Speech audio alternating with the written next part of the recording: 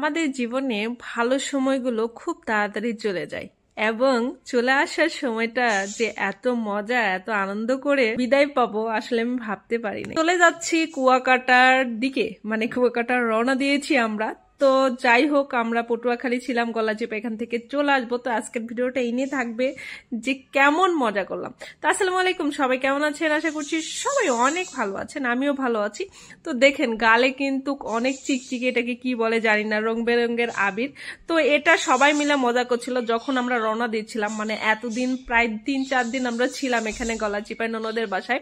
তো ননদের খালা শাশুড়িরা সবাই মিলে আনন্দ করছিল, ওর গালে মানে আবির মাখাচ্ছিল, আমরা মাখাচ্ছিলাম, এভাবে মজা। মানে এখানকার নাকি নিয়ম যে যখন আপনারা চলে আসবেন বেড়াইয়ে বা কোনো আত্মীয় স্বজন, তখন এই মজা করে আনন্দ করে বিদায় দেয়। তো যাই হোক, ট্রেনিংটা কিন্তু ভালোই লাগতেছে, তাই না বলেন? আমরা ইনশাল্লাহ ট্রাই করব যে কোথাও কেউ যদি আমাদের বাসা থেকে যায় আমরা আবির টাবির। যাই হোক, আমরা সবাই মিলে চলে আসছিলাম, আর আমি সব পিচ্চি পাচ্চিদের নিয়ে বের হয়ে গেছি যে আগে যেতে হবে, কুয়াকাটা যাওয়া বলে কথা। এতদিন এখানে থাকলাম, মজা করলাম, ঘুরলাম, যেতে লাগে খারাপই লাগছে, কিন্তু চলে যাওয়ার মজা এটা ভুলেই গিয়েছিলাম যে আসলে খারাপটা কোথায় লাগতেছে।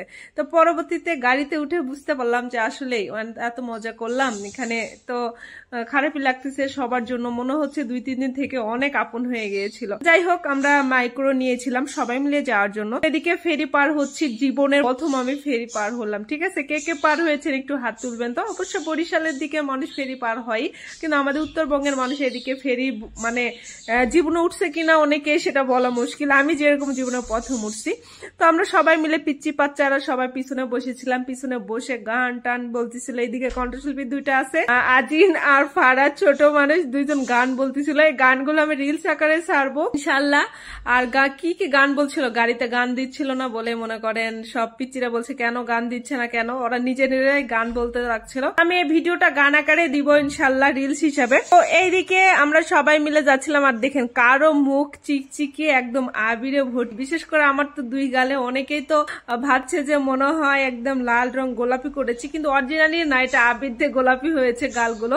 আর দেখেন সবাই মিলে আমরা গান বলতেছিলাম, যাচ্ছিলাম, পাশে কিন্তু আমার শ্বশুর ছিল। ঠিক আছে, তো যাই হোক, আমি এটা কিছু মনেই করি না, আনন্দের সময় এইটা, বাড়িতে আসলে শ্বশুর। ঠিক আছে, তো যাই হোক, আমার শ্বশুর শাশুড়ি আমরা সবাই মিলে যেহেতু এখানে গেছি, এখানে তো চিন্তা করলে হবে না, তাই না? এদিকে মজা করছিলাম আর যাচ্ছিলাম গাড়িতে, আর চিন্তা করছিলাম কখন কুয়াকাটায় যাব, কখন কুয়াকাটায় যাব। একটা আকর্ষণ, তাই না? ভিতরে বলেন যে কুয়াকাটায় যাচ্ছি, কখন যাব। তো অলরেডি চলে আসতেছি, প্রায় ভিতরে চলে আসবো। তো আমরা থাকার হোটেল আগে বুক করি নাই। তো এখানে এসে আমরা চিন্তা করছিলাম এখানে এসে ভালো কোনটা খারাপ কোনটা বা দেখে শুনে আমরা বুক করবো, এটা চিন্তা করছিলাম। তো এসে কিন্তু আগে কথা বলা ছিল যে হোটেলে বুক দেওয়া হয় না, কিন্তু কথা বলা ছিল যে ফাঁকা ছিল কিনা। তো এটা তো 31-এর, তো যাই হোক কয়েকদিন আগে, মানে 2-4 দিন আগের। তো এদিকে গেলাম, যায় আমরা একটা হোটেল বুক করলাম। তো আমরা তো অনেকেই গেছি, প্রায় কতজনের মতো, 12 থেকে 14 জনের মতো। তো একটা রুম নিলে তো হবে না, যেহেতু ফ্যামিলি ট্যুর, তাই না? তো এদিকে আমরা চিন্তা করলাম যে একটা 2টাই বড় রুম নিতে হবে। তো এদিকে আমাদের রুম বুক হয়ে গেছে। তো গাড়ি থেকে মালামাল নামাচ্ছিলাম। আর আপনারা কুয়াকাটা যাওয়ার আগে হোটেল যখন বুক দিবেন, মানে 1 ঘন্টা হাতে নিয়ে যাইতে হবে, যে 1 ঘন্টা আপনার নিশ্চিত সময় লাগবে। তো এদিকে আমাদের হোটেলে বুক দিয়েছি 3টা রুম সহ, আর আরেকটা হলো এসি রুম, মানে যেটা। যাই হোক, রুম টুম বুক দেওয়া শেষ। তো এক রুমে 3টা সিট ছিল, আর আরেক রুমে ছিল একটা, আর তারপরে বড় বেড ছিল আর একটা ছোট